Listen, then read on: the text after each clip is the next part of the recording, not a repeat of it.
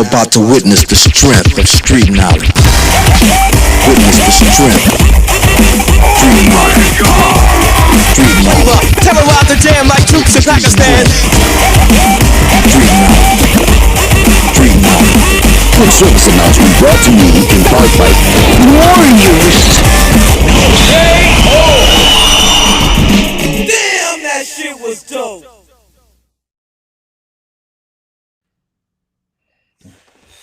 Welcome back to another live stream of Warrior Creed, and it's me, the radical Maajid Nawaz, with my brother as always, the infamous Usman Raja. And today we're continuing the revelations and disclosures for you on the Epstein files that the Maxwell, Guthrie, and Prince Andrew trials have unsealed. The judge continues to unseal more and more documents from last week's live stream when we said that that was going to happen any moment. Of course, between last week and now, it's been happening in droves.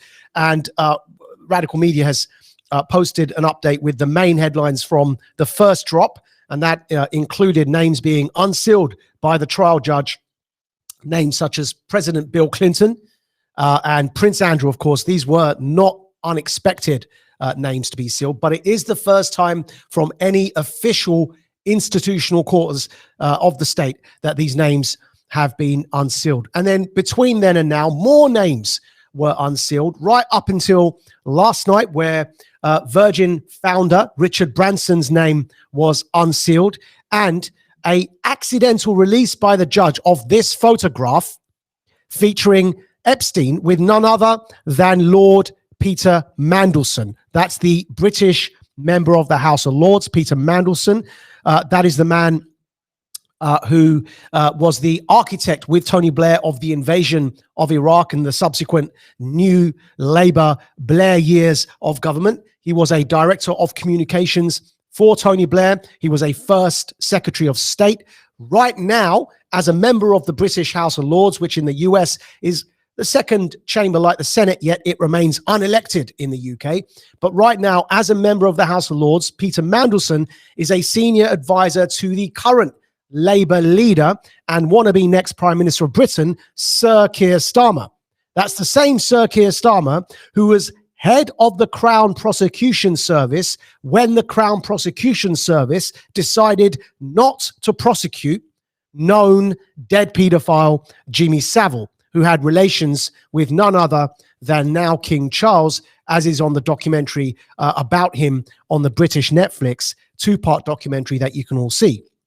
So Keir Starmer, as head of the Crown Prosecution Service, chose not to prosecute Jimmy Savile for paedophilia allegations, and yet is now being advised as to how to become the next Prime Minister by this man, Lord Mandelson, who is pictured here next to Jeffrey Epstein, at least appears to be pictured there. Now, that photograph was released by the judge on the official court docket and then was stricken from the record after the photo was released. The judge asked for those photos to be unreleased again, to be sealed back in the court docket, because they were accidentally, according to the judge, accidentally released. But of course, the minute they were released, people captured the photos anyway, which is how we have that photograph. But they were definitely released by the judge, along with a whole bunch of other information. We're going to come to Peter Mandelson in a minute. But the other information that was released is information such as this. Epstein drop alleges Richard Branson, Bill Clinton, and Prince Andrew were filmed by Epstein having sex in Epstein's mansion. And a quote from the file that was released: when my friend had sexual intercourse with Clinton, Prince Andrew, and Richard Branson, sex tapes were in fact filmed on each separate occasion by Jeffrey Epstein. That is according to new documents by perhaps among the least reliable witnesses. But nevertheless, these names were unsealed today, and corroborating evidence pointing to those names from the first releases by the witness, Virginia Guthrie, is more reliable than this witness releasing these names, but it does corroborate, at least in two instances there, with Bill Clinton and Prince Andrew. But the mention of Richard Branson specifically in the releases from last night here, that's by a unreliable witness. Nevertheless, it's all relevant information worth keeping in mind. And the unreliable witness who since rescinded that statement after mentioning it in the trial also mentioned Trump. And so if you're asking a question, the same witness alleges Trump was a perpetrator. How do we know he wasn't?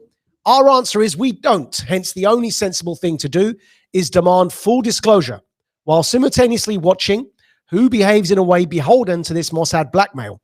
In other words, who provokes World War III over Gaza. Now, we mentioned that last week. We said, by your deeds, you should know them. By their actions, you should judge them. So these names that are dropping by the judge in these Epstein files, in the Guthrie versus Prince Andrew trial, it's important to keep in mind that, as we said in last week's live stream, and as we made a point to mention in last week's written version of that on Radical Media, which you can find on maajidnawaz.substack.com, not every name mentioned in these files is guilty. These are the equivalent of witness testimonies. Look for corroborating evidence. With Clinton's name, it was mentioned so many times that it's difficult to conclude anything but. And we're going to come to some other names that were mentioned so many times. But what you want to look for in evaluating this evidence is a name mentioned by a witness coupled with, for example, perhaps a photograph like the one you've just seen of Lord Mandelson. That appears to be a case that he was definitely on the island. And in addition to that, you want to see, for example, flight logs, match the flight logs with photos or evidence from those that were on the island, with names mentioned by witnesses, with those who visited Epstein's various abodes, whether the mansion in New York that he got from Victoria's Secret's founder, Les Wexner, on the cheap, incredibly cheap, paid under market value for that mansion. Again, it makes you wonder what he had on Les Wexner. But whether it's the mansion in New York or in Florida, you've got to triangulate all of these. Those who visited his homes, if their names are on the flight log, if they're in the Epstein Black Book, that's three things. We're going to count them for you. Those who visited the homes, if their names are on the flight logs of the Lolita Express private plane of Epstein, if they're in the Black Book, and if there's evidence that they were videoed or photographed on the island. Triangulate all of those, and then you get a better picture as to who's guilty and who's being mentioned in the trials as just perhaps a person of interest. And that's the way to understand it. It's why we must demand full disclosure, so we can have a better understanding as to exactly who's guilty and who's not. But the one thing to keep in mind is, as we said in last week's Radical Media article, which was a write-up of last week's live stream, that this was a Mossad honey trap. Bill Clinton was named over 50 times in the newly unsealed Epstein court documents. When you triangulate Bill Clinton, he was also on the Lolita Express private plane of Epstein. He's mentioned more than 50 times in the documents. There was a painting of Clinton hanging in Epstein's mansion. So you put all these things together, and then you begin to join the dots in that way. But one thing that is certain is that appearing from the evidence that is appearing more and more certain is that this entire operation was a CIA/Mossad honey trap in order to blackmail people and to force them to comply with the foreign policy or otherwise of certain states in the world, such as Israel. And we're going to come to all of that again over the course of this live stream. But there is for you the docket. That is the document that the judge released about the photograph of Lord Mandelson. And in there, he orders the photograph to be sealed again and to be stricken from the record. Don't forget, this is the photograph we're talking about. However, it's already too late, as we said, because the media has already been running with this information, and the Daily Mail, the British newspaper, even updated their news on this article as of the 8th of January 2024, which I believe was yesterday. And the headline states, Labour peer Peter Mandelson features in the latest court documents related to Jeffrey Epstein as an image of the ex-cabinet minister on the paedophile financer's private island in 2006 resurfaces. We're going to read you a section from this Daily Mail article, and it states as follows. An image of Labour peer Lord Peter Mandelson on Jeffrey Epstein's private island has resurfaced as part of the latest release of US court documents. The ongoing release of the court documents has thrown fresh scrutiny on Lord Mandelson's past links to Epstein. Previously published images have shown Lord Mandelson with Epstein in Paris on the late businessman's 54th birthday in January 2007. It has also been reported how Epstein knew Lord Mandelson as Petey. Lord Mandelson has returned to influence within Labour since Sir Keir Starmer succeeded Jeremy Corbyn as party leader in 2020. It was widely noted at Labour's conference in Liverpool last October how omnipresent the former cabinet minister appeared to be. The 70-year-old placed himself on the front row of the conference audience among senior shadow ministers for Shadow Chancellor Rachel Reeves' keynote speech. He also hosted a lavish cocktail party at a Liverpool restaurant during the conference put on by his global counsel firm, which was reportedly attended by a slew of senior Labour figures, including advisors to Sir Keir. Sir Keir was last week quizzed about Lord Mandelson's links to Epstein, including reports Lord Mandelson had stayed at the New York townhouse of Epstein's in 2009. Remember I said, match the corroborating evidence. And now we know Mandelson was on the island. There's a photo of him. And he also stayed at Epstein's mansion, including reports. I'm going to continue to read from the Daily Mail. Lord Mandelson had stayed at New York townhouse of Epstein in 2009 when he was a business secretary. When he was an official government minister, when he was business secretary. And Epstein was in prison for soliciting prostitution from a minor. So he knew Epstein had been convicted for soliciting prostitution from a minor. And despite that, Lord Mandelson chose to stay in Epstein's New York mansion. That it's a legitimate question to ask why. I'm going to carry on reading. During a press conference in Bristol, Sir Keir said on Peter Mandelson, look, and I do try to give pretty full answers in these sessions, I don't know any more than you do, and therefore there's not really much I can add to what you already know, I'm afraid. That's simply the state of affairs. So that's Keir Starmer's answer when being quizzed about Peter Mandelson. He says he doesn't know any more than we do. Well, we certainly know a heck of a lot about Lord Mandelson, and the fact that he's photographed on the island, the fact that the Daily Mail feels confident enough to run with the story as of yesterday that that is him, and the fact that it's confirmed he visited Epstein's mansion in New York, and by the way, the fact that he's in Epstein's black book, a copy of which I have, I can personally verify, his number is listed there around roughly 10 different contact details for Peter Mandelson in Epstein's black book. You kind of begin realizing that Peter Mandelson may well have been involved with Epstein on a way that is perhaps more intimate than we would care to imagine. And what is he doing advising wannabe future Prime Minister of the United Kingdom, Sir Keir Starmer, who, as head of the CPS, chose, by collective responsibility, not to prosecute known dead paedophile Jimmy Savile? What's going on? Why is Peter Mandelson, Lord Mandelson, advising Sir Keir Starmer as to how to become the next Prime Minister of this country? And Keir Starmer and Labour, the Labour Party, if you're listening, is that an appropriate appointment? That somebody who's been to Epstein's Island, according to that photograph at least, and according to reports has visited Epstein's mansion in New York, is currently advising your party leader as to how to become the next Prime Minister of this country. Does anyone think that's appropriate? I don't think it's appropriate. As for the career of this man, look, because American viewers, this man isn't a nobody. Let's look at his career. This is Lord Mandelson's entry on Wikipedia. He's got a long and very successful career, and it goes all the way back, serving two prime ministers under Tony Blair and then also under Gordon Brown. And remember, when Tony Blair first became prime minister, Peter Mandelson was the director of communications for Tony Blair, known as the Prince of Darkness. And he was known as the man who everyone feared because he had the dirt on everyone else. That's why he was known as the Prince of Darkness. So you must wonder, what is it? What dirt is it that he had on everybody else? And let me put this to you straight. Whether Lord Mandelson, I hope you're listening, Peter, whether you or the people that you were blackmailing are guilty of raping underage children, it makes no difference. Those who exploit underage children for rape so they can control other people are as guilty as those who rape underage children. If you've organized it, if you've been involved in those who traffic those underage children, justice is coming for you. If this isn't true, we will be happy to interview you and publish your denial, and we will not interrupt your answers. We give space to those who wish to appear on this show to answer freely. But we would like a right to reply. We'll offer you the right to reply. We would like a reply on these allegations.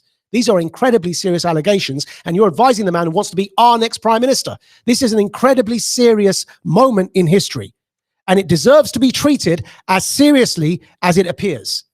Because one thing is for certain, this country, the entire United Kingdom, cannot be beholden to pedophile blackmail. That is the situation we're in right now. And it gets worse, people. That was, remember, what we just mentioned about Richard Branson and his name appearing, that was by an unreliable witness. Not the first drops that were by Virginia Guthrie, who by all accounts is a reliable witness, but the name of Richard Branson was mentioned by an unreliable witness. We'll accept that because we're interested in the truth. We're not interested in mere clickbait. We're prepared to accept the evidence as we find it. But with Peter Mandelson, the evidence appears to corroborate, and it's an incredibly delicate situation. Who else does the evidence appear to corroborate for? Well, there's another what ties this all up to the fact that this does appear to have been a blackmail operation is the involvement of Peter Thiel. And that's who we're going to come to next, because Peter Thiel founded a company called Palantir. For those of you who don't know, Palantir is a company the Department of Defense uses to subcontract their tech services to governments around the world and all the security sector. The software that MI6 uses is by Palantir. The Department of Defense, DOD in the US, uses Palantir software. Peter Thiel founded Palantir. And yet here we have a situation where even Peter Thiel, according to the Daily Mail, in an old article, if you look at the date there, 1st of June, 2023, that's not just from these recent drops. And the headline reads, exclusive, the Jeffrey Epstein files, trove of never-before-seen emails and calendars give unprecedented insight into late pedophiles' network of power and influence that includes Chris Rock, Peter Thiel, and Richard Branson. Now, there's some confusion whether that's meant to refer to Chris Rock or Chris Tucker. To be fair to Chris Rock, the emails may have confused him with Chris Tucker, who's also been implicated, and that's Chris Rock's reply. We're not interested in that for the moment. What we're interested in is the politicians and those that run software for the security state, because you can see you go for power first, and then you worry about the rest, because if you can topple those in power, everyone else topples anyway. And so this particular article from June 2023 mentions Palantir. I'm going to read a bit for you. You're going to see in a bit why we're going there, because it all comes back to the blackmail operation, the Mossad blackmail operation, and who controls our countries, whether Keir Starmer in Britain or a certain somebody in America that we're going to come to in a minute. This is why it's all relevant, and what Peter Thiel's name being mentioned is relevant. You're going to see in a second. Let's read first from that Daily Mail article. The Daily Mail article from June 2023, tech billionaire and early Facebook investor Peter Thiel had several meetings with Epstein, the calendars show. That's the Epstein calendars, right? So here's a piece of corroborating evidence. We know he met him. During one stretch in 2014, Thiel appears to have met Epstein 3 times in quick succession at a time when he was on the board of Facebook and in charge of venture capital firm Founders Fund. He was also the chairman of analytics company Palantir, which works closely with the Department of Defense. I've already mentioned to you they also supply MI6. The logs show that in September 2014, Epstein's schedule listed Thiel under people to see. The two men met for dinner at Epstein's New York mansion on the 12th with Woody Allen present, the schedule says. Well, if you know anything about Woody Allen, you know that's suspect right there. We're going to continue. The following day, Epstein met Thiel on his own from 2 p.m. to 4 p.m., after which Bill Burns, the current director of the CIA. I'm going to repeat that line. The following day, Epstein met Thiel on his own from 2 p.m. to 4 p.m., after which Bill Burns, the current director of the CIA, who was Deputy Secretary of State at the time, joined them for an hour. The day after that, Epstein planned a lunch and said that maybe Peter Thiel would come. So remember, we're saying this entire thing was a CIA stroke Mossad honey trap. Now you have links between Epstein, Peter Thiel, whose company Palantir subcontracts their software services to the DOD, Department of Defense, and we know MI6. You can look it up for yourselves. And we know Thiel was meeting with the head of the CIA, Burns, with Epstein. And again, the question is, if not for coordinating their blackmail operations, why are they meeting? We're going to continue on this subject of Peter Thiel. There's Peter Thiel's Palantir company on the 1st of January tweeting support for the current ethnic cleansing and many say genocide in Gaza. We're going to read the tweet. Palantir's own verified account from the 1st of January. We stand with Israel. The board of directors of Palantir will be gathering in Tel Aviv next week for its first meeting of the new year. Our work in the region has never been more vital, and it will continue. My commentary on that is above, quoted from my Twitter account. Surveillance states technology provider Palantir spyware stands with Netanyahu's ethnic cleansing of Gaza, despite 94% of Israelis blaming their own government for this war. And then we post a link to the Times article verifying the fact that 94% of Israel's public blame the current government for the war. We did say to you we were going to join these dots for you. So now we know that Palantir stands with Israel. They're convening a board meeting in Israel while Israel's ethnically cleansing Gaza. Many say genocide. And that's the same Palantir that was founded by Peter Thiel, the same Peter Thiel who is on the record in the calendar having met with Epstein with the CIA director Burns, William Burns, Bill Burns. And it gets worse. So Peter Thiel, remember, he co-founded PayPal, Facebook, and Palantir Technologies, where he serves as a chairman. And look at this. Sleuths Online, Amazing Polly, at Fringe Views. Tweet, I just found out that Vivek's Roivant, which is a asset management fund, apparently an anti-woke asset management fund, Vivek Ramaswamy's Roivant is funded by Peter Thiel. Thiel also partners in Vivek's Strive Capital Management. Sorry, that's the asset management fund. It's pretty safe to say that Vivek is Peter Thiel's baby. Now, we're going to corroborate that for you too. But remember we said Lord Mandelson is advising the current Labour leader in Britain, Sir Keir Starmer, as to how to become Prime Minister. The same Lord Mandelson that was pictured on Epstein's Island. And here we have evidence that Palantir founder Peter Thiel had met with Epstein, with the director of the CIA, Bill Burns, and we're going to show evidence that the US presidential candidate, Vivek Ramaswamy, who is appropriating all of our talking points, has a financial relationship with Peter Thiel, the way in which Lord Mandelson has a relationship with wannabe next PM Sir Keir Starmer. So wannabe next president's link is with Peter Thiel. Sir Keir Starmer, wannabe next PM, his link is with Lord Mandelson. Both of those people that they are linked to, the presidential candidate and the prime minister candidate, both of the people they're linked to have links to Epstein. Here is Forbes magazine, how Vivek Ramaswamy became a billionaire. In this, we're going to, if you want the date for that, let me see if I can find you the date, because, of course, I want you all to be assured we're not reading you incredibly old news. This isn't 10 years old or 5 years old. This is all recent news. So we'll just bring up the date for that. Yep, there we are. 21st of August, 2023. So that's recent enough for you all. According to Forbes magazine, how Vivek Ramaswamy became a billionaire. And we'll read from the article. Here is the relevant quote. A lineup of serious investors bankrolled Strive. Remember, that's Vivek's company, Strive. Mega donor Peter Thiel, who backed other anti-woke ventures like Rumble, put in some money. So did hedge fund billionaire Bill Ackman, who has invested heavily in the pharmaceutical industry. Ha ha ha. We're going to come back to the pharmaceutical industry in a minute.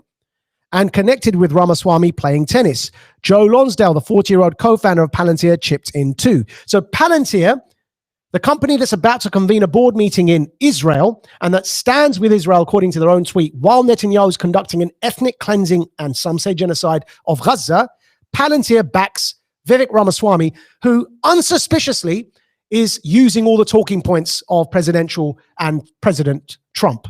candidate and President Trump. And you guys join the dots yourselves, but we're going to show you another piece of evidence. According to the Mail Online from the 7th of January, now Candace Owens, who works at Ben Shapiro's Daily Wire. Remember, that's pro-Netanyahu Ben Shapiro. Candace Owens will hit the campaign trail with Vivek Ramaswamy in Iowa in the days before the caucuses. Continue joining the dots, folks, and you can see the links between how Epstein's VIP pedophile ring was a CIA Mossad honey trap to force politicians to comply with and agree with Netanyahu's ethnic cleansing and some say genocide Israeli foreign policy. That's the links. You can see it. We've just spelled it all out for you guys. Now, Candace Owens, who works for Ben Shapiro at the Daily Wire, who pretended to be anti-Netanyahu was joining Vivek Ramaswamy in his campaign. When she, before that, started off as being a critic of Trump's, then basically when she realized Trump was going to win anyway, joined Trump And now, well, there's another shot at unseating Trump by backing the candidate, the only candidate who's mimicking Trump's talking points, backs Ramaswamy, who is backed by Palantir, who support Israel wholeheartedly and are convening a board meeting in Israel right now as Netanyahu is ethnically cleansing the Gazan population. This is why it's so important to join all these dots, folks, because the first drop, the first file of names that were dropped of Epstein and those that followed it up until the unreliable witness mentioned Richard Branson and Trump, but up until then, all the other names were mentioned by reliable witnesses. And remember that it doesn't matter anyway, because you corroborate the evidence. It's not just whose name was mentioned in the court files, as we said explicitly last week, and as we wrote in the write-up article of last week on Radical Media. You have to corroborate with the names, who's visited the mansions, who's on the flight logs, who's in the black book, and who's been to the island. Join all of those together, and you get a picture that this was a Mossad operation. According to the Daily Mail, published 4th of January, 2024, look at the headline. Epstein list reignites suspicion the pedo financer was working for Mossad and blackmailing the elite with help of information he gleaned from useful idiot Prince Andrew after meeting Israeli PM Ehud Barak at least 36 times. I've got a lot more to say, Osman, but I'm just going to pause for a second and ask everybody to take stock of what you've just seen. 36 times. The real question becomes, who was the head of this operation? It clearly wasn't Epstein. It clearly isn't Bill Burns. It clearly isn't Mandelson, because they've all been caught up in the storm. Who's still surviving? Who was the head? Ehud Barak, the former prime minister of Israel, who's no longer prime minister, visited that island 36 times. Now, if this was a Mossad operation, I'm going to put it to you that Netanyahu is the head of this operation. And it's why you see Netanyahu standing side to side with various politicians, forcing them to endorse everything that he wants to do in terms of foreign policy. Remember, we on this live stream spoke about Elon Musk when he started being too critical, being flown out to Tel Aviv. Osman, you'll remember this. And suddenly Musk endorsed all of Netanyahu's policies. Now, you're also going to remember last week, guys, go back and check it. We tipped you and said, watch out for Lindsey Graham, because he will end up endorsing everything Netanyahu wants to do in foreign policy. He's not serving U.S. interests. He's serving Netanyahu's foreign policy. I don't even say Israel's interests, because Netanyahu's not in Israel's interests. 94%, remember, of the Israeli public blame the government for the current war.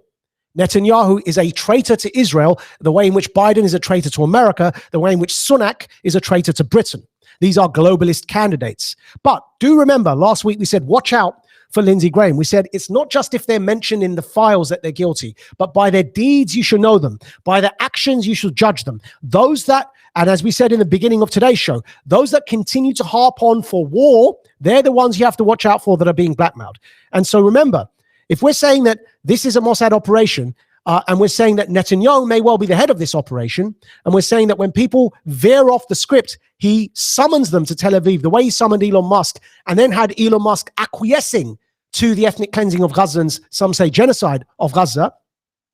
Now look at Lindsey Graham doing exactly the same thing with regards to what Netanyahu wants him to say about Iran. Dedicated now to bring instability to your country in this region, because I think Iran's goal is to destroy your efforts to reconcile with the Arab world. It's a nightmare for the Ayatollah. It's an absolutely essential ingredient to a better, more stable Mideast and a safe and secure Israel and a prosperous Palestinian people. So I promise you they will not have died in vain. We're going to do everything we can on my end, and I think working with the Biden administration, Mr. Prime Minister, to push forward to make Iran's worst nightmare real. The Arabs and the Israelis move toward the light. Well, thank you.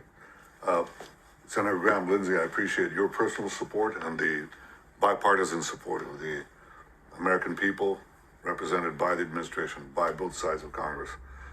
We're absolutely committed to achieving our war games. That is destroying our war goals, destroying Hamas, releasing our hostages, making sure Gaza doesn't become a threat again, and also making sure that we can return our citizens in the north and in the south.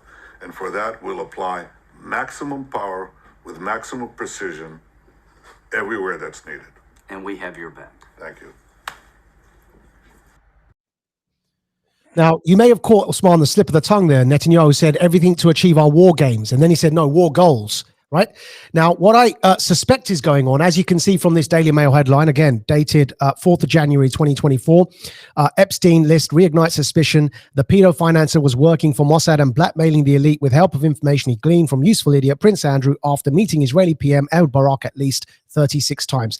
Epstein, that is, met with Israeli PM Ehud Barak at least 36 times. What I suspect is that the current PM of Israel, Netanyahu, and his Likud party are the ones running this operation. That's a suspicion. I can't confirm that yet. That's my suspicion. I'm very accurate with my language for a reason. And that's not because I fear Netanyahu is going to sue me. That's not going to happen. What I am accurate for is because the credibility of what we say in our live stream and in our written version of this live stream on Radical Media is important because people rely on it. And it sets the agenda for what people speak about, at least those who follow and listen to what we say. So we try and be accurate in our language. Our suspicion is Netanyahu's the head of the operation, the global VIP pedophile ring, in order to force compliance from people like Musk, from people like Lindsey Graham to do the bidding of the foreign policy that he thinks is in the interests of Israel. It gets worse. Last week, again, we linked all of this for you all to the COVID mandates. Remember, under Netanyahu, Israel was the most fierce in implementing not only the COVID mandates in Israel, but specifically all the tech related to that, including all the vaccine passports and all the ID required to go in and out of nightclubs. Many of you will remember this.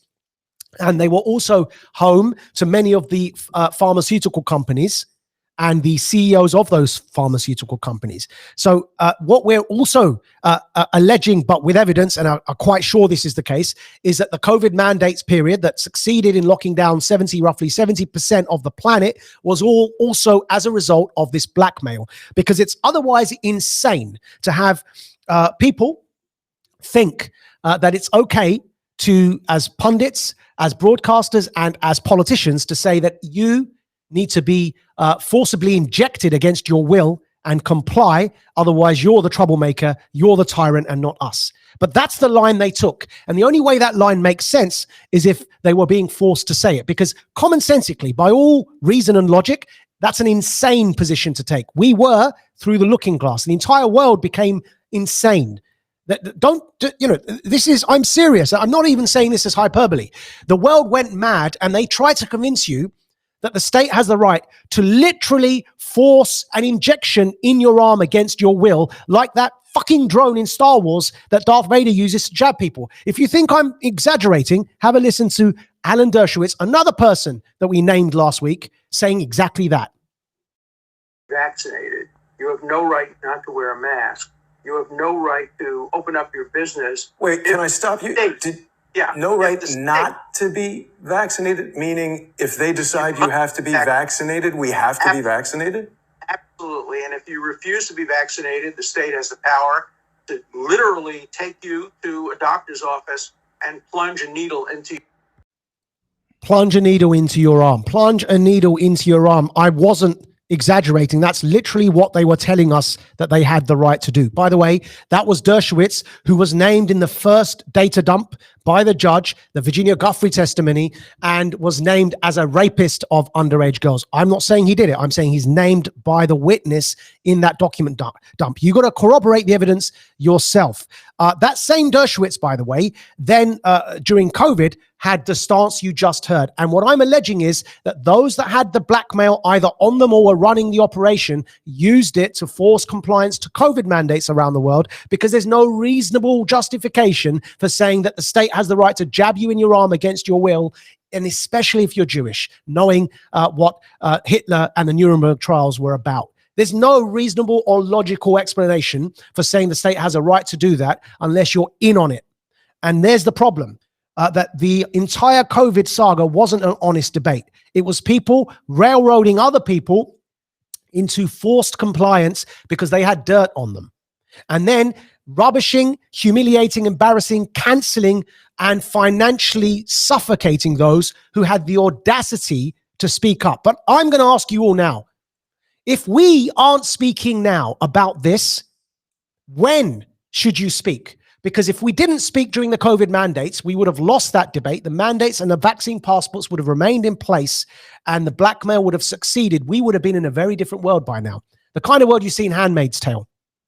That's the kind of world that we would have been in if their blackmail operation had succeeded. But it's failed, and it's going to continue to fail. And all of them are going to see the sunlight is the best disinfectant. Now, a long time ago, in this Radical Media article, Are We the Baddies?, which is dated the 14th of March, 2022, we mentioned the link between COVID and certain political players, which we're going to now talk about in some more detail, because this thread we're about to show you connects Epstein and COVID-19 with virologists at the Hunter Biden-invested biowarfare company Metabiota that has links in Ukraine. Others are joining the dots that we made at the end of January 2022 on our Censored for 3 Weeks JRE episode 1780 with Joe Rogan. If you want to see this Metabiota claim, that Metabiota is the company at the heart of this, look back to this Radical Media article, Are We the Baddies?, dated 14th of March 2022. It's in the Radical Media archives for you all to see. Because the man that is involved in Metabiota is Nathan Wolfe. This man, pictured here with Maxwell, Ghislaine Maxwell. Now, what we're doing, just to remind you, we're linking the COVID mandates with the Epstein operation for you, as we've linked it to Netanyahu's foreign policy. We're saying it's all connected.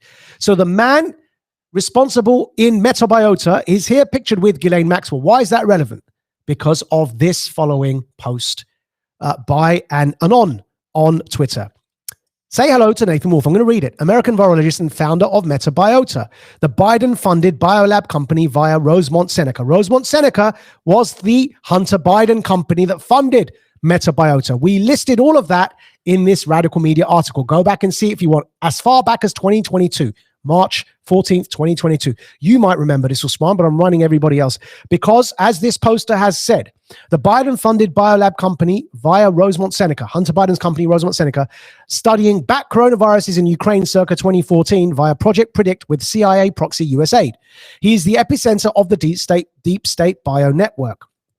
Not only is he the founder of Biden's Metabiota, he is a World Economic Forum member, Department of Defense employee, sat on the board of Peter Daszak's EcoHealth Alliance, involved in Wuhan. Usman, you remember, we've mentioned a lot of Peter Daszak on this live stream and in Radical Media. He's the British guy involved in EcoHealth Alliance.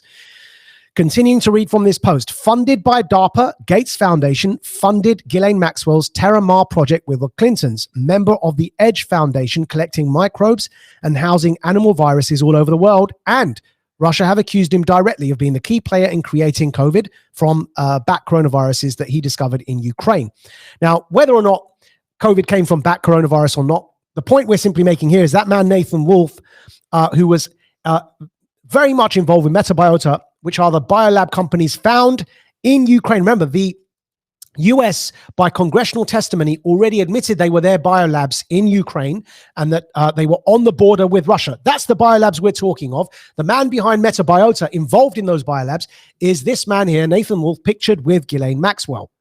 And so that's the link we're making. And it continues on the post by Anon at War Clandestine on Twitter. So Nathan Wolfe is a virologist that calls himself the virus hunter. He wrote a book in 2012, The Viral Storm, The Dawn of a New Pandemic Age.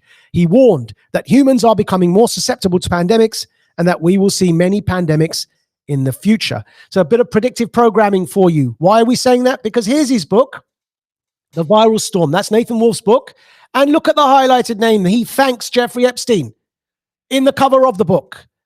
He thanks Jeffrey Epstein. He also happens to be, Usman, the guy that was one of the key people behind the film Contagion, a Hollywood film about a virus breaking out. You may or may not have seen it, folks. Yeah. That's the same Nathan Wolfe.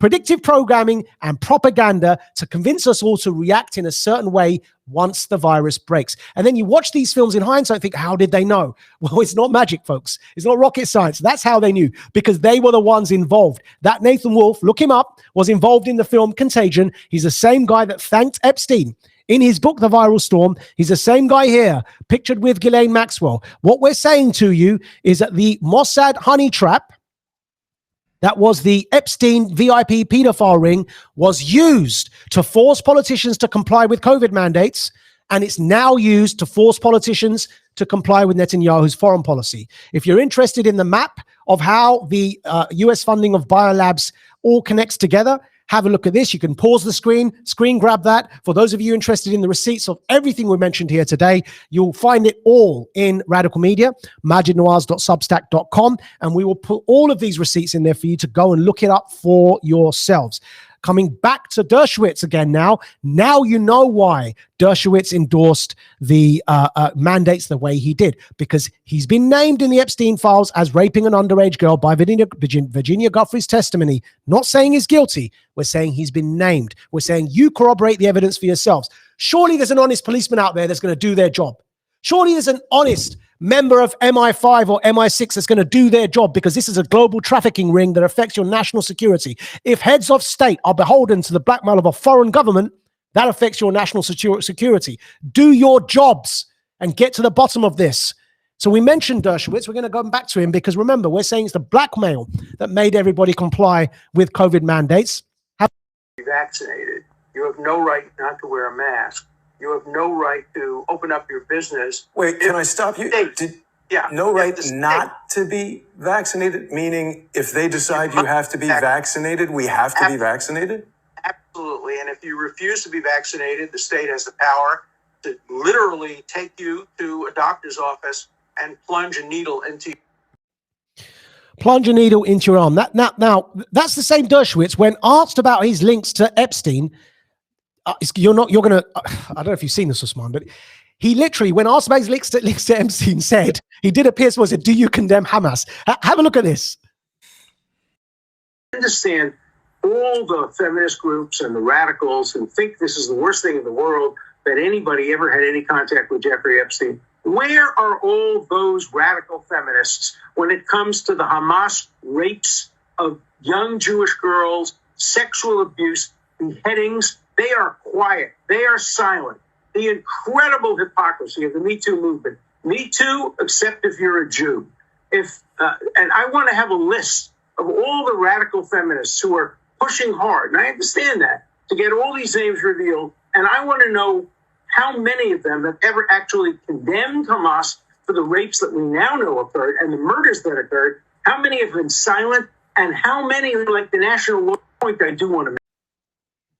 So, Me Too, unless you're a Jew. What about Hamas? While he's being asked about Epstein, I think it's appropriate here to show you all this. And this is a post by @Unity News Network on Twitter, dated January the 4th. And it's a picture of Tommy Robinson or Stephen Yaxley Lennon looking incredibly, it's not obviously a photo that was recently taken. They're making a meme out of it. They're saying, the face you make when you spend your entire career investigating child rape gangs, and it turns out the country you shill for has the biggest and most important child rape gang of all. And it's a photo of Tommy Robinson, Stephen Yaxley Lennon next to Epstein and Maxwell Usman. I thought you'd appreciate that because clearly you and I have put in some time trying to turn that guy around. But this is what, folks, it appears to be. It appears that the Epstein pedophile ring was a CIA Mossad honey trap designed to force compliance of 70% of the world's governments with regards to the COVID mandates, and now to force compliance with Netanyahu's foreign policy. And that's why it's so important to uncover, because at the top of everything wrong with the unending wars, with the damaged economy, with the lack of trust in our institutions and governments, with the lack of justice when it comes to these grooming gangs and pedophile rings, sits this Epstein operation right at the top. And Netanyahu knows this. He knows that the emperor has no clothes. It's why he's decided that the only option he has to maintain his power is to provoke World War III. And that's why we said it recently, because recently Netanyahu bombed Lebanon. And you can see there from Ahmed, a Palestinian commentator, on the 3rd of January, breaking Israel just attacked Lebanon again. And we've commented at the top there, it's a trap. Netanyahu's time is up. His Likudnik propaganda is shot. And only by provoking World War III does he stand a chance of surviving. Everybody is beginning to wake up to what's going on in the world. And Netanyahu knows that 94% of his own public blame him for what's going on, and they want him gone now. So he knows that the only chance he has of surviving is by provoking World War III, so that he doesn't have to face the music. And even as we mentioned that, later on, as Spectator Index reports here, that the Washington Post made the same observation. Breaking, the Washington Post reports that U.S. officials are concerned that Israeli PM Netanyahu may see an expanded fight in Lebanon as key to his political survival. So that's what's going on, folks. He's seeking to provoke war. Now, go back to the beginning of this live stream when we said that there will be names mentioned in the files, but not all of them are guilty. But the way to know who is and who isn't is to corroborate the evidence. Look to see who's in the black book, Epstein's black book, who's on the flight logs, who visited his mansions, who visited the island, and who the witness testimonies name. Those 5 things, if you triangulate them, if you join those dots, you start building up a picture of who's guilty. And then add to that who sings to Netanyahu's tune. Because if this is a Mossad honey trap, as we're substantiating through this live stream that it appears to be the case, to the extent that even an Israeli Prime Minister, Ehud Barak, visited Epstein at least 36 times, then whoever is doing Netanyahu's bidding in the media is probably, in that sense, and I'm saying doing his bidding for war crimes and crimes against humanity, such as forcing an injection in your arm against your will, which is a crime against humanity, or ethnically cleansing a population, which is a crime against humanity. The only way you get politicians to agree to crimes against humanity is if you're blackmailing them. So we're saying watch out for the blackmail. That's how you can also see an indication as to who is being blackmailed by this operation, and who is guilty, and who, even though they may have been named, isn't necessarily guilty. And on that note, talking of Trump, he seems to have known this a while ago. Have a look at this from 2015, where Trump mentioned that Clinton has got some trouble brewing. Nice guy. Got a lot of problems coming up, in my opinion, with the famous island with Jeffrey Epstein. A lot of problems. That clip is from 2015. I'm going to play it for you one more time. Nice guy. Got a lot of problems coming up, in my opinion, with the famous island with Jeffrey Epstein. A lot of problems. So yes, you'll find that there are, for example, there's an entry of Trump on Jeffrey Epstein's Lolita Express private jet. There is an entry of Trump there. The unreliable second witness did mention Branson and Trump, but corroborate the evidence. If that was the case, because we don't know yet, we're saying full disclosure will settle this debate. But one thing we do know is it doesn't appear as if Trump is doing their bidding. We're going to remind you, because we played this last week, have a look again. It's going to have to do with both sides, but a lot will have to do with Israel and whether or not Israel wants to make the deal. As far as settlements, I'd like to see you hold back on settlements for a little bit. We'll work something out, but I would like to see a deal be made. It might be a bigger and better deal than people in this room even understand. That's a possibility. So let's see what we do. Start. Doesn't sound too optimistic, but that's... I was disappointed in Bibi, just on a personal basis. I thought he wanted to make a deal more than Netanyahu. And I will be honest, I had a great meeting with him, Abbas, right? I had a great meeting with him, and we spent a lot of time together, talked about many things, and it was almost like a father. I mean, he was so nice. Couldn't have been nicer. And after meeting with Bibi for 3 minutes, I looked at him and said, "You don't want to make a deal, do you?" And he said, "Well, and the fact is, I don't think Bibi ever wanted to make a deal." So we're not saying that he is entirely absolved of any wrongdoing. We're saying corroborate the evidence, look for the signs. That clip there demonstrates that he's not doing the bidding of Netanyahu. And also the other clip we played demonstrates that he, in 2015, knew this trouble was brewing. So there is another explanation that he was the inside man sent there deliberately to blow all of this up. That explanation, if you follow events, appears to be the preponderant one. However, as we said, we're not interested in defending anyone. Only full disclosure will settle all of this. But what we are going to do is say it does appear to be the case that we've been ahead of this curve for a very long time. I'm going to play you all a clip from Joe Rogan in my Joe Rogan appearance in 2022, end of January, early Feb. Before I do, have a look at this latest news. And that is the from the bottom of this image here, January the 7th, leading report on Twitter. Breaking: former President Trump is on track to win more black votes than any other Republican presidential candidate in history, according to a review of polls conducted by Bloomberg.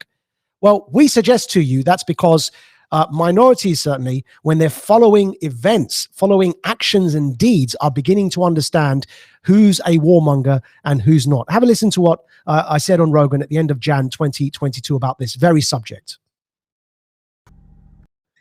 Well, that's clearly what's happening according to this report. At least Trump is on track to win more black votes than any other Republican candidate in history, according to a review of polls conducted by Bloomberg. People are beginning to realize who's beholden to the blackmail of a foreign country versus who is interested in serving their own country. Now, of course, Trump serving America may sometimes agree with what we in Britain want and may sometimes not agree with what we in Britain want. But we in Britain would, I imagine, want a prime minister that serves Britain and doesn't serve the whims of a paedophile running a honey trap blackmail operation, which is what Sir Keir Starmer is currently listening to with Lord Mandelson. And that's the danger here. And what we do is end here with this particular meme. That was, of course, some of you may have seen the viral video of the man that jumped to attack the judge in court when his probation was revoked. He has appeared before the judge for sentencing, dressed like Hannibal from Silence of the Lambs, with his hands covered in mitts, his mouth gagged, and a face cover over his head, and his hands then chained to his waist. And what we've said there is cool. Now do Epstein's VIP pedophile clients in a like manner. Osman, with that, I leave it over to you. Okay, first point, Maajid, was remember when we talked about middle-class morality and how historically this idea of the upper class being able to commit pedophile acts has been something that's, I'm not going to say socially acceptable, but it's been a social phenomenon all the way back to the 1800s. So they've been well known about the admiral grabs a boy at the port in Liverpool or wherever he's leaving from, grabs a little boy, takes him on the ship. That's his entertainment. Whether the boy comes back or not, or whether he gets thrown into the sea, is up to the admiral. But the idea being that if you were above a certain social strata, the rules didn't apply. Yeah. And from a polyamorous perspective, that's something that, it's something that's been going on historically for a long, long time. Yeah, it's something that if you look historically within the aristocracy, you see that. Yeah. But the point I'm making with this is that what we see with Epstein and this the compromat that we've got going on with people of influence is something that what we're seeing with this is we're seeing a structure that goes internationally.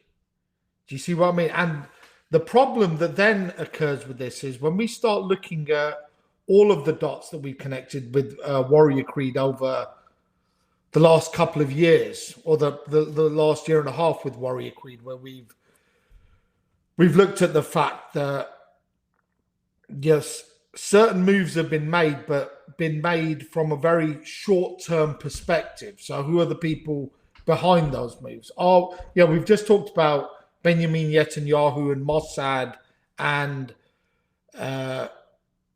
Jeffrey Epstein being someone possibly working from that side who gets the material to be able to blackmail individuals of influence. But what we've also seen behind, if we go further behind this, is corporate interest. We've seen the fact that once again, Benjamin Netanyahu is looking at going to court for corruption charges, going to court because of what corporate interest that he's put first so who are the people behind these situations? Well, because what we're looking at with this as well, even when we look at what's going on in the UK, when we talked about with Rishi Sunak and his wife, and the fact that they saved in the tax funds and all of this, is the idea that you've got people pulling the strings there that aren't who you think. You've got the nation state facade going on, then you've got people pulling the strings behind that nation state facade, and this compromat working as part of that. Yeah. So the point I'm trying to make with this is that we've had the fourth industrial revolution come in, and very conveniently we had COVID come in, and 67% of humanity was behind closed doors with the push of a button, and also were vaccinated and found themselves vaccinated. Everything going on for that grand experiment that tests public opinion. But in order to do that, you have let's go to this idea of the cabal behind it, with compromat on influential individuals that are able to get the moves made that need to be made. And now this takes us back to Palestine with the point that moves made to the level where we're still in a world right now where influential individuals are stepping forward and saying, yes, we're doing this to defend the genocide on Israelis. Do you see what I'm talking about with this? The idea that logic is put to the side, and once again, connecting to that logical point is this idea of the unreliable witness as well that's thrown into the mix with this this whole Jeffrey Epstein situation. Because as soon as you throw any doubt into the situation, the whole case starts coming apart. You start saying, well, actually, if this witness is unreliable, that means every other witness is unreliable. Now, the point here is that we know that this isn't something new when we're looking at the ruling class. I'm not trying to be overly I'm not trying to overly find a historical, to maybe overly intellectual, trying to find a historical pattern and say that. But the point I'm making with this is that someone has been able to weaponize the situation quite conveniently. But that weaponizing of the situation, when you start looking at it and connecting up the dots, you do get into quite a horrible conspiracy theory with this, Maajid, because, and I'm not using those words and I won't be using those words, but when you start looking at this and you even look at the interests with Ukraine, you get back to Epstein, you go all the way back to Maxwell and his contacts, and we look at the current situation of what's going on. What we see with Trump here is you see someone who is, if you wanted to blame him for anything, he's still a likable rogue. He's not guilty in the sense, or seemingly not guilty in the dirty sense that you see with the Epstein client list. With the Epstein client list, you see something a bit darker, because, Maajid, we haven't gone into the other levels of this, which is what you start seeing once you go into the houses of the people that are connected to Epstein. The and I'm not going into conspiracy theory with this, but the art. Yeah, the Podesta art, for example, that was on John Podesta's walls. Hillary Clinton's chief of staff, John Podesta, and there was art on his walls depicting children bound and gagged, lined up against walls. That's one example. Yeah, and where does this take us to now? Balenciaga. Yeah. Yeah, so we've been touching on all of this for Warrior Creed. Our regular viewers and listeners will know we've touched on all of this. And this is the point with this, that I know we're connecting a lot of dots. And that's why I was looking at this, Maajid. I was thinking, okay, we've got a lot of dots to connect here. That's why I was like, okay. For the first time ever, I was like, okay, let me just write this down so we can make all the points, because there's a hell of a lot of points on here. Okay. A small point that this is going to connect onto the point that you made on Rogan there.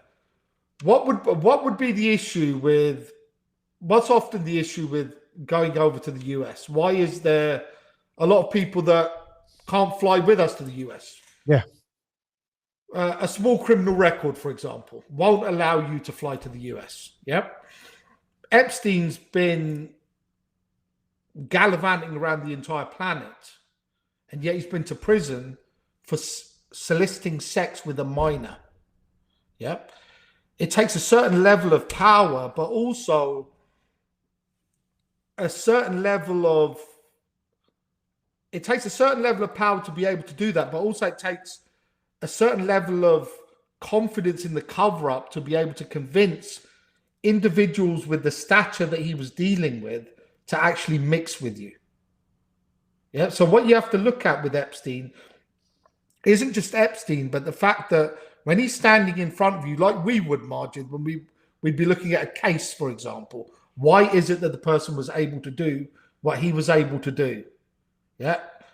You remember when dealing with guys that were able to travel around, and you'd say, okay, well, why was he able to get access to the places he was able to get access to? Yeah, and you'd find out, okay, who opened the doors for him? Who opened the doors for him? Yeah, I'm trying not to get us in trouble. No, it's good. Points, because other people could be connecting the dots. But the point being with this, Maajid, that what you start looking at when you put Epstein in front of you is there's a lot more going on, and there's a lot more support there, and hence why he got Epstein. Yeah. Yeah. Now, that also takes me to my point with Netanyahu right now, because he's up there as a string puller at a certain level, but even behind him, because what we've got with this is correct. I keep going back to this point of the grand experiment that we've got with Gaza. That do we get social acceptance of this? Of the ethnic cleansing and genocide. Of the ethnic cleansing. Yeah. With the argument, remember a psychotherapist on a platform with there was an American actor, I can't remember the individual's name because I didn't give him that much importance. An American actor and a British scriptwriter, and there was a psychotherapist. With our former associate Douglas Murray was on stage as well with these individuals. The psychotherapist said that in Gaza they're creating sociopaths. Yep. So the kids that are being born over there are being trained as sociopaths. You have to get. Yeah, we talked about this last week about the idea of this twisted idea of determinism, that you can validate the genocide or the culling because these kids are going to grow up to be terrorists because of the innate evil that is within the ideology that they follow. Yep. That is just, it's a very basic justification that if you look at social media now, is being taken on. And by the way, it becomes a self-fulfilling prophecy. Yeah. Because the more you bomb children and continue to bomb children and starve the Gaza Strip, which is besieged, the more you create, like the Jungian shadow, the very thing that you're attempting to suppress. Yeah. And the issue that now becomes what we've got being validated is being validated because people will accept what they consider is rational. Remember, we always make this point. Rationality depends on how you measure reality.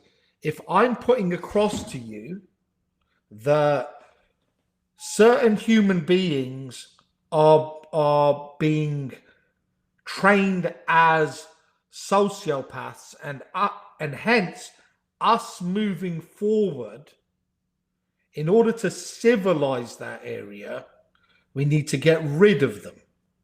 Yeah. And what's the easiest statement to make? Yeah, with ISIS, we saw massacring, killing, horrific killings going on. And then with what Hamas and the other individuals that came through the fence with Hamas, who are actually the ones that are blamed for the atrocities, and we need to, no one's actually talked about it from a wider perspective. But the point being, not that I'm validating any of this, yeah. The point I'm making with this is that to vilify tens of thousands of people, in order to do that, what we get with that is we get another side of the experiment, which is similar to what Maajid. Everyone needs to get a vaccination. Everyone needs to put on a mask. So what you, at a certain point now, remember, Maajid, what we talked about before, yeah? We get to the point where we've got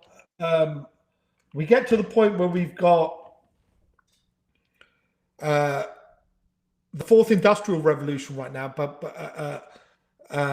before that we've had the digital revolution, and then remember at each stage of these revolutions, there's been a major shift in the thought process. So we talked about before with the world wars and the ending of monarchies at that stage and going into the nation state mindset.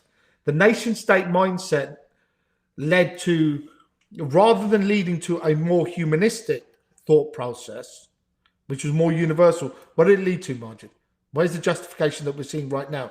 We get to that point of more atomization. And what does atomization allow for? Control. Yeah. Atomization allows for control. And what we're seeing right now is the idea that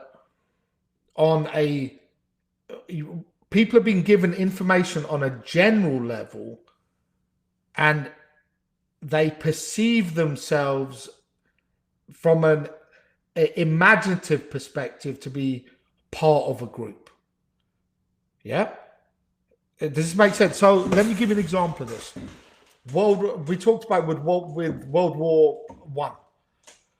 When World War I happened, the Germans all of a sudden became the Huns. Yeah.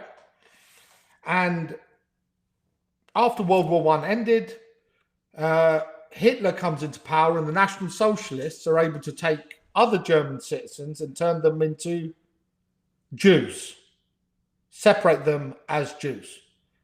Yeah.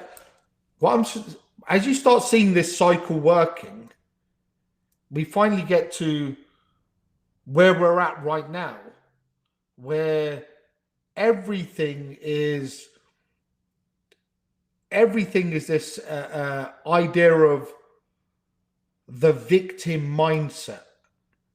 But what we see with this is a grand psyop in play, because everyone's sitting there, they don't realize you're being trained. you're sitting there and you're being told, okay, it's this side or that side. And you're saying, no, but what about the middle point here? Because to critically think through this entire situation, I mean, I don't even want to go into the fact that we're talking about it from the idea of taking care of a nation. But remember, Maajid, at the start of all of this, we were talking about the fact that England is now buying its energy from France. Yeah. That when we start getting into the idea of the nation state, has that facade collapsed, so to speak? And should we be looking at it from the point of view of that we are moving into a more globalized state? I mean, I don't know if you saw it recently, Maajid. You just had someone from Modi's government it was there just outside the mosque in Medina. Yeah, I saw. Yep. Now, if I put it from a Muslim perspective, I think they're pretty much putting an effort in, aren't they? When we're looking at it from you mean MBS, Dubai, Emirates.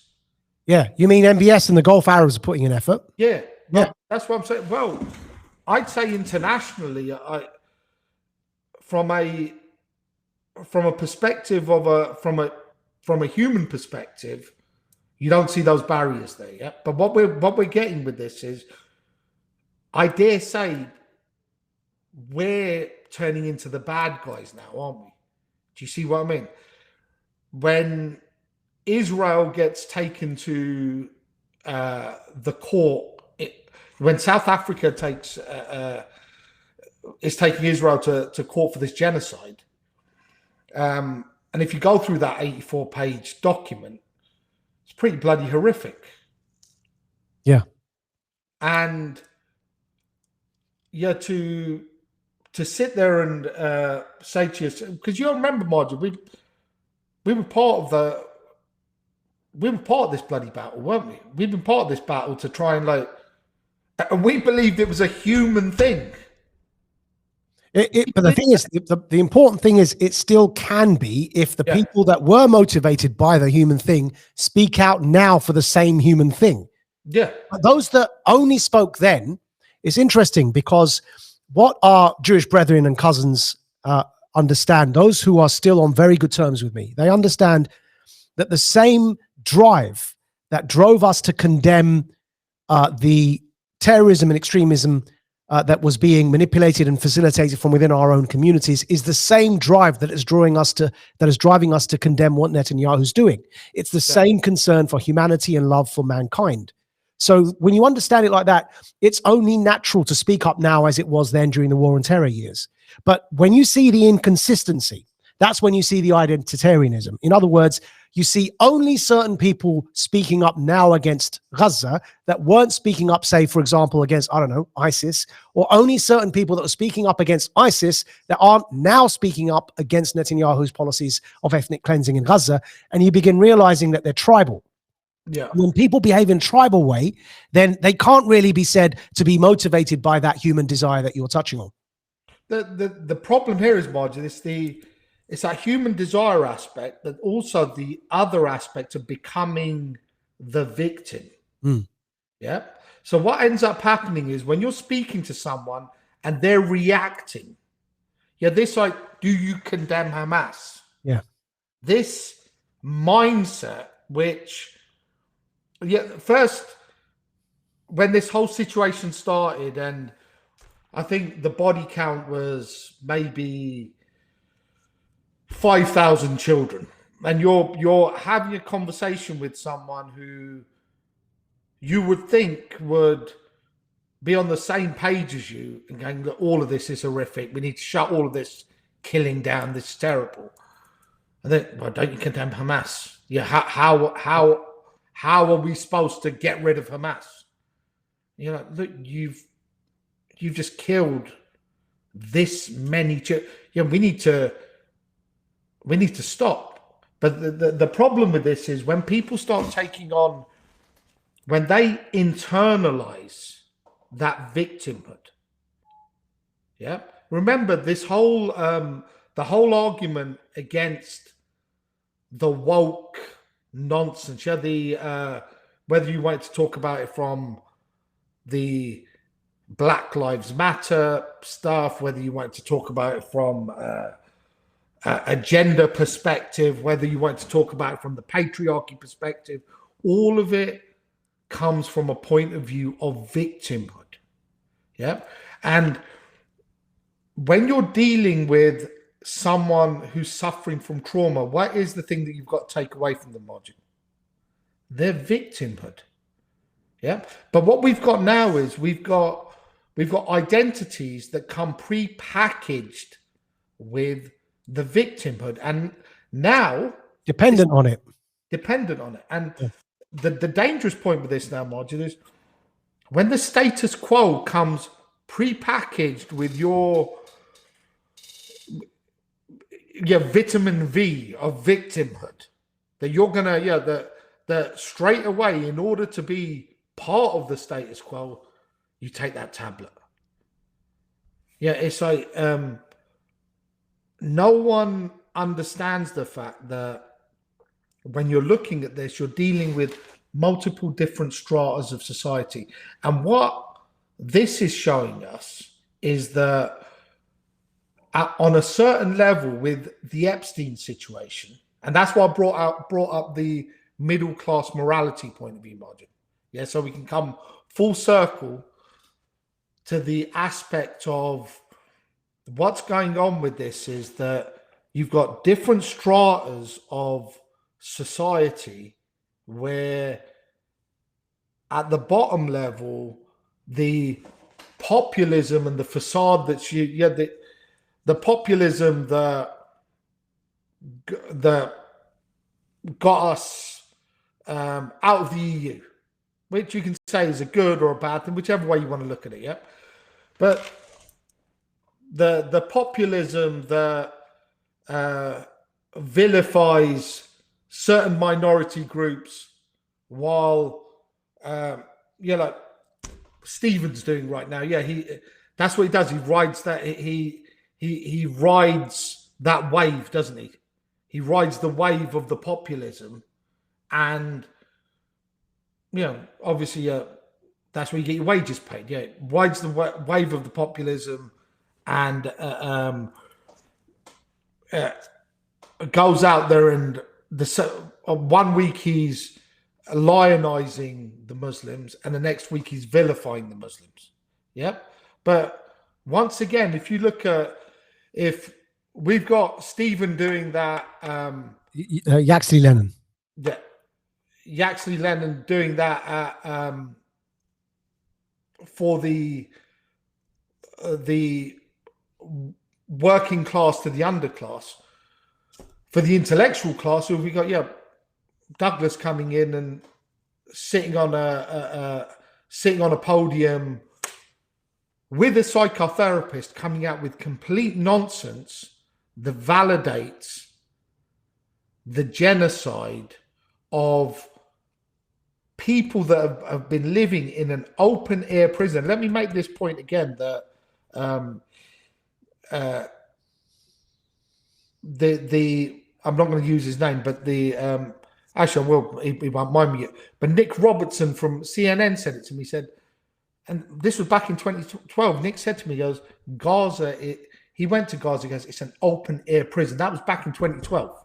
Now remember, in Gaza, they had starvation plus, they were put on a starvation plus diet, Maajid. Now, one of the things that I found funny about that was, well, not funny, but scary about it, was the fact that, because someone said to me, well, these people that went through all of this horror, that were treated like that, how come they're saying La ilaha illallah Muhammad Rasulullah? How come they're thanking God after their children died? I said, strangely enough, the Israelis ended up creating a Zawiya. They ended up creating a a mosque in a sense. You had a community there where you had the highest number ratio wise of people who had memorized the Quran, and you'll appreciate that, Maajid, with your ijaza. Yeah, the highest number. Yeah. Now the point I'm making with this is, this idea of if you were going to kill a people, and these are people that have been patient. These are people that have been extremely patient in their victimhood. But the problem is, what do we see on the other side with an idea of victimhood? Yeah, and once again, victimhood's the thing that Epstein was working on, wasn't he? The idea that consequences. Yeah, the idea that when these situations were brought up, what did not that I'm saying that he was guilty, but Prince Andrew had to, maybe he just forked out the money just to, because he felt sorry for the woman. But whatever the situation was, when someone gets caught, have you noticed they see themselves as the victim? Like, I'm not saying Dershowitz is guilty, but what I'm saying, but once again, what have you got with this? You've got you've got him using his collective victimhood with this Hamas situation as a Jew. Yeah. And if we want to start counting, can we just play that clip again, just so everyone remembers what you're referring to? Yeah, give me a second. Here we go. Understand all the feminist groups and the radicals who think this is the worst thing in the world, that anybody ever had any contact with Jeffrey Epstein. Where are all those radical feminists when it comes to the Hamas rapes of young Jewish girls, sexual abuse, beheadings? They are quiet. They are silent. The incredible hypocrisy of the Me Too movement. Me Too, except if you're a Jew. And I want to have a list of all the radical feminists who are pushing hard, and I understand that, to get all these names revealed. And I want to know how many of them have ever actually condemned Hamas for the rapes that we now know occurred and the murders that occurred. How many have been silent, and how many, like the national point, I do want to. Well, there's 2 points there. One is that that's incredibly tone deaf, and that touches on your point, because he's playing up to his own victimhood and the victimhood of an identity that he ascribes to or belongs to, when we're talking about a completely different topic. That's otherwise known as whataboutism, or presenting distractions to divert from the topic. So that's one problem. The other problem there is it doesn't work on people like us, because when speaking to people like us, of course, we've never subscribed to the woke agenda. We never cheerled for BLM. We never joined any of the crazy elements of the radical feminist agenda, nor the what's the word for the anti-racism agenda? But the critical race theory agenda, right? And we have openly and publicly worked to stop terrorism. So his arguments don't actually land when it comes to people like us condemning him. So those 2 points, it's tone deaf, and they don't land with a certain people. And yet what you're left with then is, okay, Alan Dershowitz, what's the answer if you were speaking to people like us? What are you going to say? He's got nothing to say. But this is the point, Maajid, that when we start looking at this, what do we see with the world that we're, not the world, actually, we shouldn't get this confused, because I think there's a level of arrogance when we say the world. Yeah. We've got a little bubble of the West, so to speak, in the sense of America, Britain, Israel, and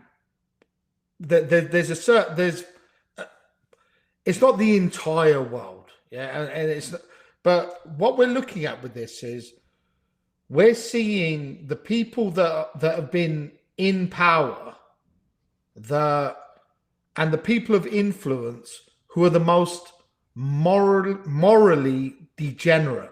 But also, once you start digging into this phenomenon, Because once you start taking that first layer off, as you said before, there seems to be a strange ideology that validates this, some twisted celebration of abuse underlying it. Yeah. And what's happened with this is that they've cherry-picked the ones that the sacrificial goats. Yeah. Have no doubt that this is just, Epstein was the scapegoat for you to see. Whatever Ghislaine Maxwell and Epstein did made them, whatever ineptitude they showed in the duties that they had, they got sacrificed. Yep. But the problem is, the reality of this is that this situation, if we're seeing it in front of us right now, what we're seeing in front of us is, whether it's here, whether it's with Hollywood, as we were saying earlier on, Maajid, with the whole all of the stuff that Cat Williams was talking about as well this week. Worth watching that podcast. It went viral. Even Ice Cube responded to it. This what they call the buck breaking idea of getting the emasculating the male, so you could emasculating black men in Hollywood. Emasculating black men in Hollywood, so you can then get them to do what you want. But the point is with all of this, that once we start looking at this, there's degeneracy and an immorality that's there. And once we start looking at why it is that even this stuff is being tolerated, we see that there's, and I'm not going to get into conspiracy theories with this once again, Maajid, but once we've had this fourth industrial revolution and the ubiquitous spread of pornography and the people behind that industry, because you can connect those dots, and Maajid, you can connect those dots right back into this very same sphere. Correct. Yeah, and this is where, if people want to start looking at the situation, this is where you start realizing, okay, why is it that you're behaving the way you're behaving? Why is it that you're thinking the way that you're thinking? Why is it that the people around you are sedated in the way that they're... Because, remember what we talked about with this, that the testosterone's down in the populace, the idea of revolution and solidarity. What we get nowadays is we get the burst of sensationalism, and it's a high, and then we get the low. And in order to create the communities that you need to have a revolution, you need solidarity. But the problem is, you can only have solidarity when you don't have the individuality that at its core is compartmentalized because of that trauma. And it's why crashing the economy and making all of us in debt right now and unable to survive with inflation and interest rates, it does exactly what it's designed to do: atomize, get you into a fight or flight mode, and prevent you from showing solidarity because you're in a individual survival mode. Yeah. And that's the whole point that we made. That's the whole point that we made with this, that why was it after COVID that the energy rates, the energy rates went up, but the issue with this is, once again, guys, just have a look. This is too blatant to be for us to. We don't even need to connect those dots. If you start looking at this and you start looking at Ukraine, Israel, the US, and the way that even with the US, we talked about it before, where you can tell a country no longer has the power that it had when a military general is dressed up as a sorry, I was about to say dressed up as a woman, but is... Are you talking about the US? Yeah, in the US. Yeah. So I don't. What's the term? I don't want to get in trouble. I don't want to be dead. Dressed up as a woman. I don't know, because what I have to do here, Maajid. Yeah. Yeah. Okay. So here's my argument. Yeah. From their post, so if we talked about it from their reality, in a point of view of from their linguistic reality and the structuralism that they recognize, you see, are we saying the word woman? We're saying the word woman from our relative understanding of what woman means, yeah? But if we want to communicate with them, we have to linguistically understand. Do you understand? I'm just pulling up. Recognize their semantic meanings for what a woman is within. But the problem with this is... No, they believe a woman is what you believe it is. They're bullshitting so that they can basically force you to defy reality.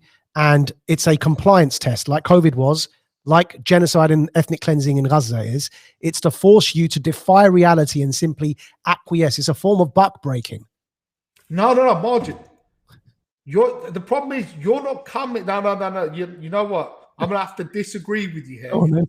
Yeah, Joe, I'm going to disagree with you. Yeah. Because we're coming from a completely different philosophical stance. But all I'm arguing is the majority of Americans also believe that. Yeah, no. I'm hoping they do. This is who you're talking about. Yeah. This lovely. That's right. This lovely lady, Maajid. This lovely lady. That's Dr. Rachel Levine. Right. I'm going to read something from the BBC for everyone to tell you who that is. Yeah. So here we go, because you're referring to it, so we should make sure everyone knows what you're going to say next. Rachel Levine, BBC, 20th October 2021. Rachel Levine, transgender official sworn in as 4-star admiral. Dr. Rachel Levine, 63 years old, is now an admiral of the U.S. Public Health Service Commission Corps. Dr. Levine, appointed by President Joe Biden, is already the highest-ranking openly transgender official in the U.S. There you go. Yeah, carry on now. What you're saying? Okay. So what we get with this here is, remember we talked about the compounding of Western philosophy from all the way from the Cartesian paradigm. Yeah. All the way through to where we get to a stage now where the argument is, well, if we're no longer following, because if we're no longer following what they would say was Christian structuralism, which is based on patriarchy. Remember, women can go to work. Yep. There's no longer this idea of no sex before marriage. There's not all of the ideas that were there before that had had a very patriarchal structure behind them. Yeah.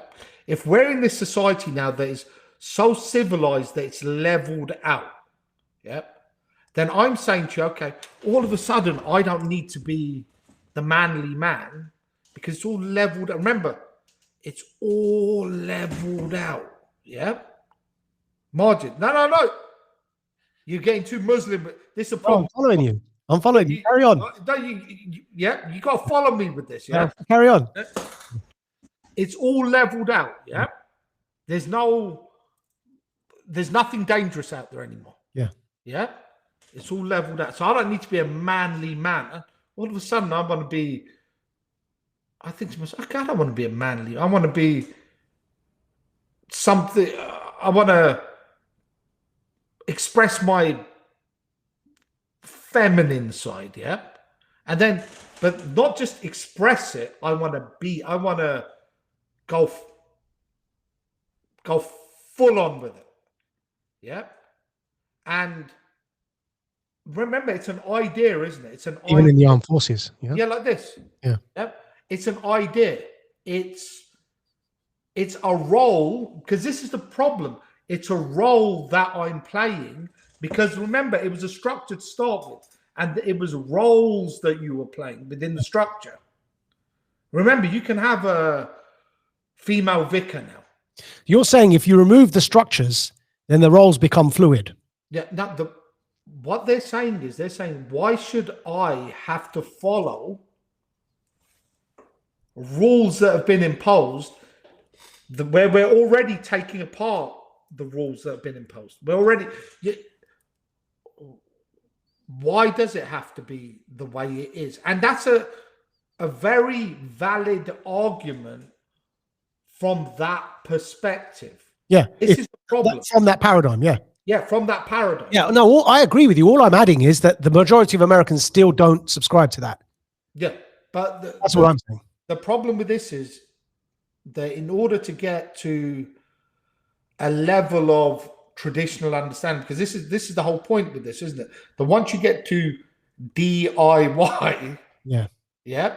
Remember we told the do-it-yourself. Yeah. The do-it-yourself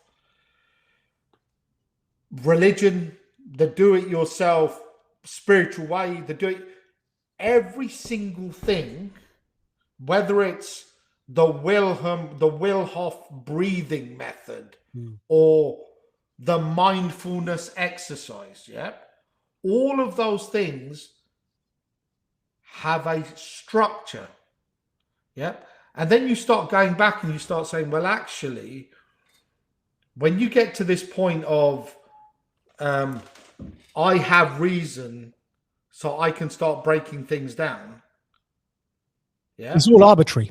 Yeah, it's all arbitrary. It all becomes relative. Yeah. But the problem is there has to be a subjective aspect to the reality that isn't a facade. Yeah, which takes us back to where we started.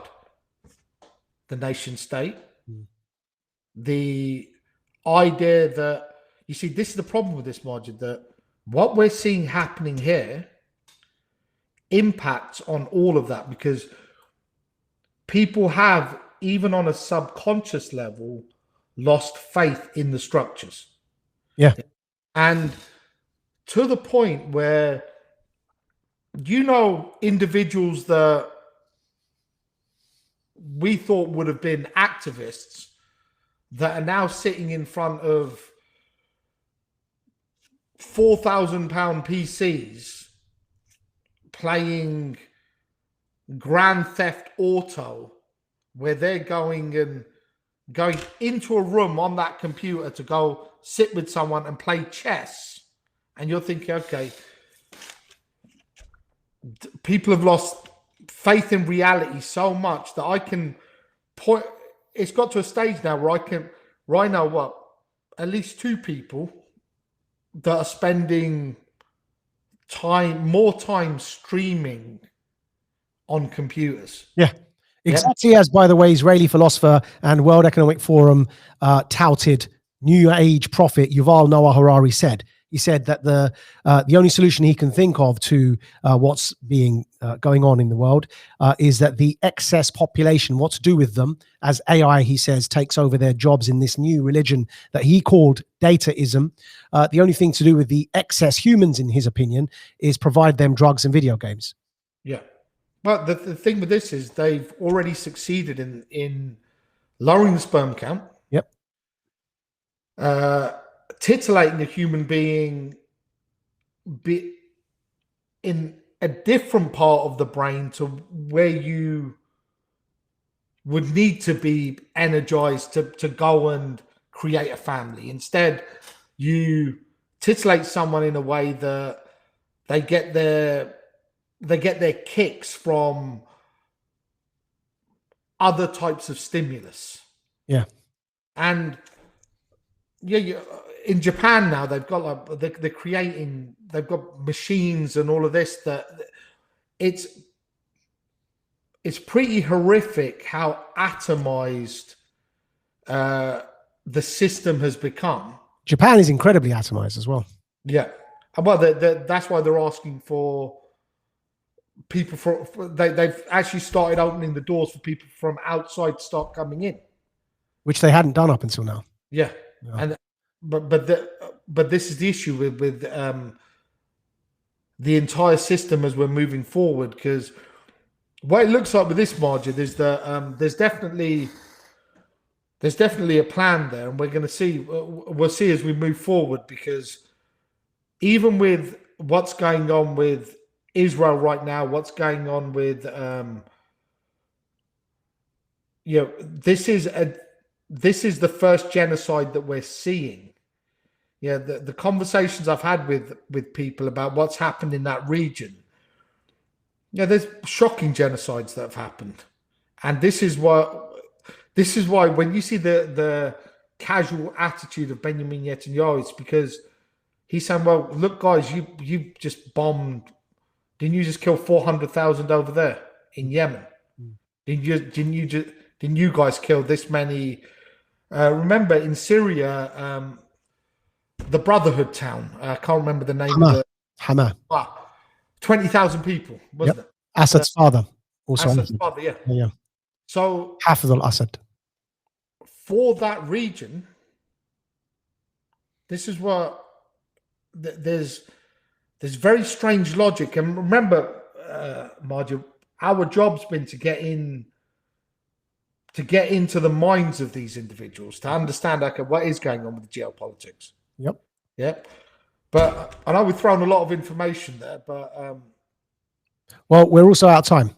So that's good. We're over time, actually. But listen, we'll be back next week at the regular time, 3 p.m. UK time, 10 a.m. EST, bringing to you our latest analysis of these world events. Other outlets, streaming services, news letters, and independent media broadcasters bring to you bits of news, reports, investigations. What we try and do is present to you plot to try and show the direction of travel, because we believe that better equips everybody to understand how to be better by looking at the direction of travel and trying to ensure that we don't become overtaken by that direction of travel, that events don't overtake us, but rather we exercise some form of agency, which requires some form of conscious awareness about the life we lead and the life we'd like to see others lead. That requires active energy.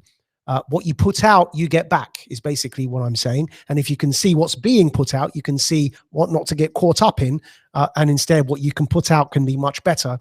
The only way we're going to change the world is with the energy we put out, as opposed to allowing ourselves to be subject to the direction of travel that others put out. On that note, Usman, any last words before I call it today?